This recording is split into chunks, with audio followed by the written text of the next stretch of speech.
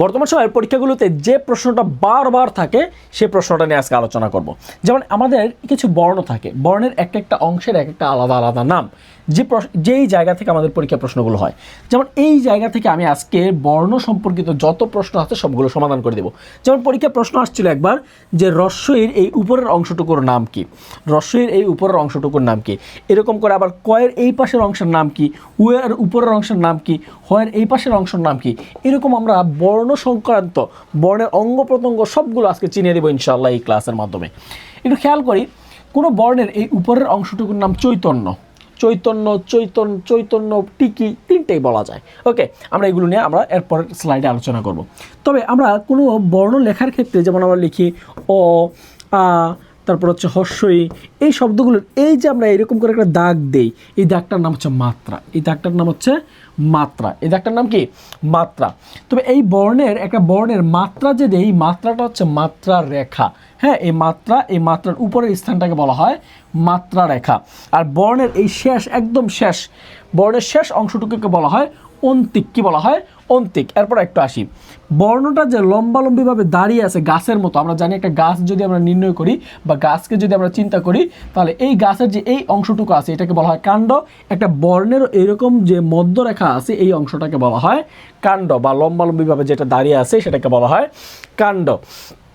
যেমন আমরা স্বরবর্ণে আমরা অ, ত, ঠিক আছে, অ লিখি, আমরা স্বর অ লিখি, তারপরে স্বরে আ লিখি, আবার আমরা রস্বই লিখতে আমরা রস্বই লিখি, এই যে দীর্ঘই লিখতে আমরা এই যে বৃত্তর মতো একটা জায়গা ব্যবহার করি। তারপর হচ্ছে ব্যঞ্জন বর্ণের ক্ষেত্রে ত লিখি, এই যে বৃত্তর মতো করে আমরা একটা জায়গা ব্যবহার করি, এটার নাম হচ্ছে চষ্ণু।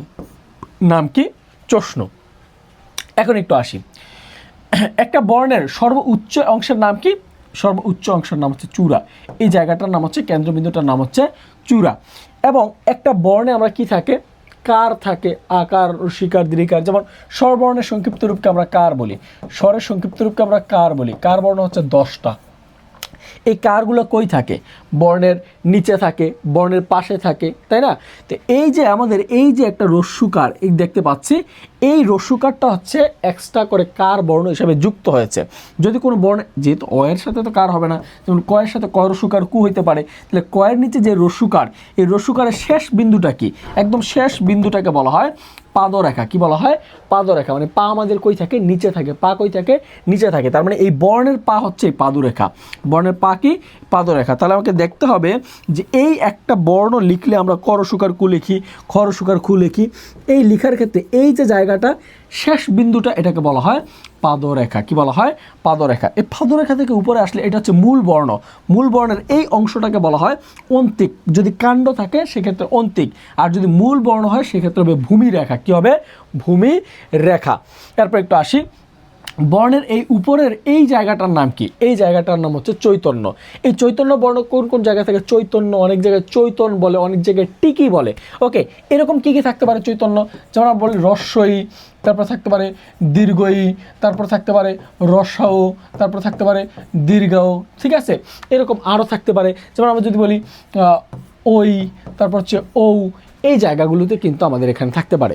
ব্যঞ্জন বর্ণের ক্ষেত্রে থাকতে পারে ট, ঠ, এই জায়গাগুলোতে এই চৈতন্য থাকে। তাহলে এই যে বর্ণগুলো দেখলাম, বর্ণগুলোর সবগুলোর উপরে যে অংশটুকু আছে, এই অংশটুকুর নাম কি?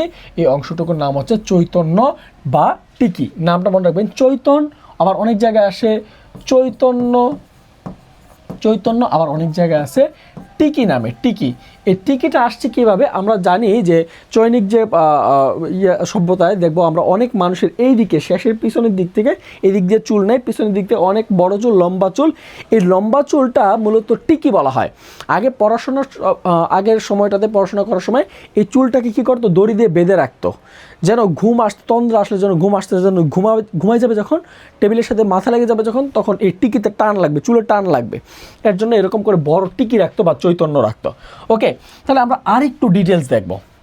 যেমন এই জায়গায় আছে রস্যের উপরে এই অংশটুকুর নাম কি? বিসিএস প্রিলিতে আসছিল এই অংশের নাম কি? এই অংশের নাম হচ্ছে চৈতন্য অথবা টিকি, যেটা নিয়ে আমি একটু আগেই আলোচনা করলাম। এরপর আসি আমরা এইখানে যে এই কয়ের সাথে যে এই অংশটুকু আছে, কয়ের সাথে কয়ের সাথে যে এই অংশটুকু আছে, এই যে কয়ের সাথে এই অংশটুকু আছে, এই অংশটুকুর নাম কি? এই অংশটুকুর নাম হচ্ছে আকৃ। নাম কি? আকৃ। এই অংশটুকুর নাম আকৃ। তাহলে আকৃ থাকতে পারে এরকম আরও কী কী বর্ণ আছে? আকৃ থাকতে পারে আর কী কী বর্ণ আছে একটু বলেন তো দেখি, বলেন, কমেন্ট করেন। আকৃ থাকতে পারে এরকম ফ বর্ণের আকৃ থাকতে পারে। তাহলে ফ বর্ণের এই জায়গাটা, এটার নাম হচ্ছে আকৃ। আমরা যে বললাম এই যে কয়ের এই অংশটার নাম হচ্ছে আকৃ।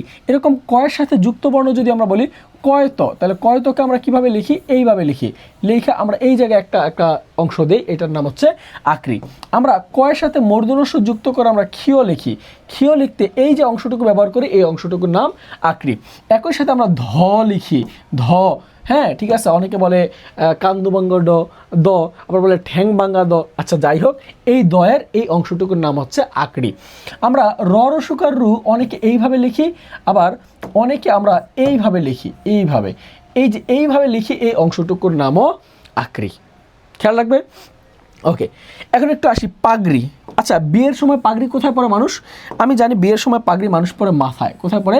মাথায়। কোনো বর্ণের মাথায় গোলভাবে কোনো কিছু থাকলে সেগুলোকে আমরা পাগড়ি বলে সম্বোধন করি। যেমন পাগড়ি থাকতে পারে ব্যঞ্জন বর্ণে, আরও কিছু বর্ণে, যেমন ইয়। তাহলে ইয় বর্ণে কি আছে? এই অংশটুকুর নাম হচ্ছে পাগড়ি। ওকে, আমরা লিখি মূর্ধন্যস্ব মূর্ধন্য। তাহলে মূর্ধন্যস্ব মূর্ধন্য লিখলে এই যে অংশটা, এইটার নাম হচ্ছে পাগড়ি। ওকে, আমাকে একটু কমেন্ট করে জানাবেন যে এই বর্ণের এই অংশটুকুর নাম কি? সবাই একটু কমেন্ট করে জানাবেন কিন্তু। ওকে, এখন আসি যে এই হয়ের সাথে যে একটা ঝুলন্ত বর্ণ আছে, কাঁধে একটা ঝুলন্ত বর্ণ যুক্ত আছে, আমরা জানি এই বর্ণটা কি। তবে আমাকে জানতে হবে এই অংশটুকুর নাম কি। আমরা জানি এটা একটা যুক্ত বর্ণ, হয় ন। তবে এই যে হয়ের সাথে বা হয়ের কাঁধে যে ঝুলে আছে একটা বর্ণ, এই বর্ণটা সম্পর্কে আমরা জানি, কিন্তু এই অংশটার নাম কি? এই অংশটার নাম হচ্ছে গাই। আশা করি এই বর্ণ সংক্রান্ত খুঁটিনাটি সকল তথ্য আপনার ক্লিয়ার হয়েছে। যদি ক্লাসটি ভালো লাগে অবশ্যই বন্ধুদের শেয়ার করতে ভুলবেন না।